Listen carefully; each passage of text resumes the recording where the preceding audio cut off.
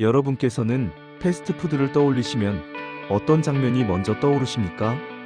빛나는 간판 아래로 차들이 줄지어 들어가는 드라이브스루, 카운터 뒤에서 기계처럼 움직이는 손, 그리고 몇 분 만에 손에 쥐어지는 따뜻한 포장지일지도 모르겠습니다.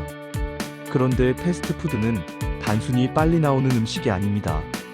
패스트푸드는 우리 시대가 숭배해온 속도라는 가치가 식탁 위에서 형태를 갖춘 결과이며, 효율이라는 언어가 사람의 하루를 어떻게 재편했는지 보여주는 작은 문명사입니다.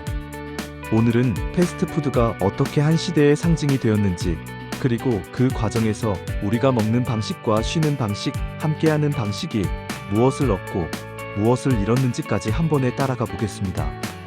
먼저 패스트푸드가 등장하기 전에 식사를 떠올려 보시겠습니다. 식사는 단지 배를 채우는 일이 아니라 시간을 나누는 일이었습니다. 가족이나 이웃이 한자리에 앉아 음식을 나누고 그 사이에 대화를 하고 관계를 확인하는 의식이었습니다.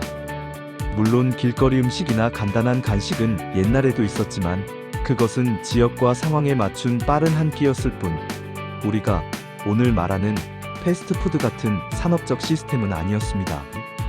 패스트푸드의 핵심은 음식의 종류가 아니라 음식을 만들어내고 판매하는 방식이 처음부터 속도와 반복을 목표로 설계되었다는 점에 있습니다. 같은 맛을 같은 형태로 가능한 한, 빠르게 가능한 한만이 제공하기 위한 구조가 패스트푸드의 본체라고 할 수 있습니다. 이 구조가 본격적으로 힘을 얻기 시작한 배경에는 20세기의 도시화가 있습니다. 도시가 커질수록 사람들의 하루는 더 촘촘해집니다. 공장과 사무실의 근무 시간은 규칙적으로 쪼개지고 점심시간은 길게 늘어지기보다 정확히 제한됩니다. 식사는 휴식이면서도 동시에 업무를 계속하기 위한 정비가 됩니다.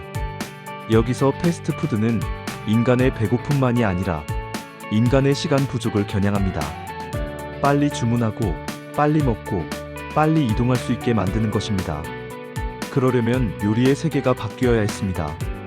한 사람의 능숙한 요리사가 즉흥적으로 완성하는 음식이 아니라 누구라도 일정한 품질을 내도록 만드는 공정이 필요했습니다. 그래서 패스트푸드의 주방은 점점 공장에 가까워집니다. 동선이 설계되고 재료가 규격화되고 조리 시간이 표준화됩니다. 숙련보다 시스템이 중요해지고 개성보다 일관성이 우선합니다. 이 변화의 상징이 바로 주방의 분업입니다. 누군가는 고기를 굽고, 누군가는 빵을 데우며, 누군가는 소스를 바르고, 누군가는 포장을 합니다. 이렇게 분업이 이루어지면 속도는 올라가고 실수는 줄어듭니다. 더 중요한 것은 맛이 사람의 손이 아니라 시스템의 결과가 된다는 점입니다. 그리고 시스템이 만들어낸 맛은 이동이 가능합니다. 어느 도시에서든 어느 나라에서든 같은 메뉴와 같은 경험을 제공할 수 있기 때문입니다. 이때 패스트푸드는 단순한 음식점을 넘어 브랜드 경험을 판매하기 시작합니다. 낯선 곳에서도 고민하지 않아도 되는 안심, 실패하지 않을 것 같은 안전한 선택이 현대인의 불안을 달래줍니다. 여행자에게는 길을 잃지 않는 표지판이 되고, 바쁜 노동자에게는 시간을 아끼는 도구가 됩니다. 여기에 자동차의 확산이 결정타가 됩니다. 자동차는 단지 이동수단이 아니라 생활 반경과 도시 구조를 바꿉니다. 사람들이 걷는 도시에서 차가 달리는 도시로 넘어갈 때 식사도 그에 맞춰 변합니다.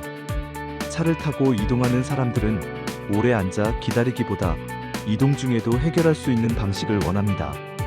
드라이브인과 드라이브스루는 이렇게 탄생합니다. 멀리서도 보이는 간판, 접근하기 쉬운 도로, 빠르게 빠져나갈 수 있는 동선이 중요해지고, 패스트푸드는 도로의 언어를 배우며 폭발적으로 퍼져나갑니다.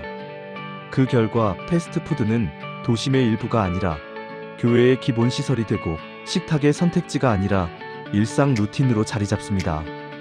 하지만 패스트푸드의 역습은 여기서 시작됩니다. 패스트푸드는 사람들의 식사 시간을 짧게 만드는 데 그치지 않고 식사의 의미를 바꾸기 시작합니다. 식사는 점점 더 개인화됩니다. 들고 먹기 쉬운 형태, 혼자 먹기 쉬운 구성, 빠르게 끝내기 쉬운 포장이 늘어납니다.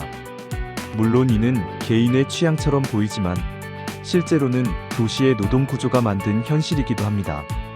야근, 교대 근무, 긴 통근, 촘촘한 일정 속에서 사람들은 함께 먹을 시간을 잃어가고 혼자서 해결하는 식사에 익숙해집니다. 패스트푸드는 그 빈자리를 정확히 채웁니다.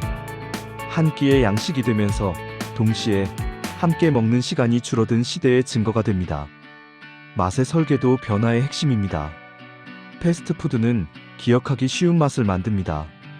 너무 낯설지 않게, 너무 복잡하지 않게 한 입만 먹어도 정체가 분명한 맛을 반복하게 합니다. 단맛과 짠맛, 기름진 식감과 바삭한 소리, 그리고 소스의 강한 존재감은 소비자가 망설일 틈을 줄이고 다음 선택을 쉽게 만듭니다. 이때 패스트푸드는 한 번의 식사가 아니라 습관을 팝니다. 바쁠 때 찾는 곳, 기분이 가라앉을 때 찾는 곳, 시간을 아껴야 할 때 찾는 곳으로 일상을 점유합니다. 그리고 마케팅은 이 습관을 강화합니다.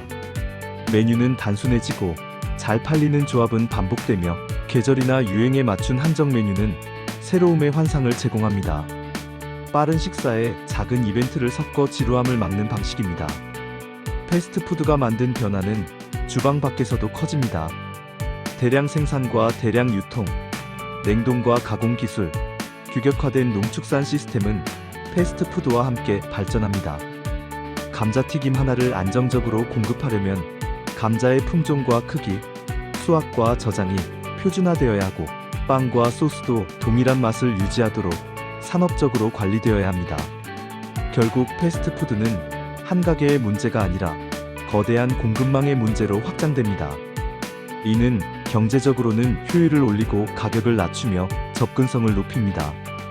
동시에 프랜차이즈라는 사업 모델을 세계적인 형태로 굳히면서 음식 산업 자체의 중심축을 바꿉니다. 개인 식당의 시대에서 브랜드와 시스템의 시대로 넘어가는 흐름 속에서 패스트푸드는 가장 강력한 상징이 됩니다. 그러나 모든 편리함에는 그림자가 따릅니다. 시간이 흐를수록 사회는 효율만으로는 계산되지 않는 비용을 보기 시작합니다. 건강 문제에 대한 논의가 커지고 포장 쓰레기와 환경 부담이 문제로 떠오르며 지역의 음식 문화가 획일화될 수 있다는 우려도 생깁니다. 또한 빠른 회전과 낮은 가격이 유지되기 위해 어떤 노동이 투입되는지에 대한 질문도 따라옵니다.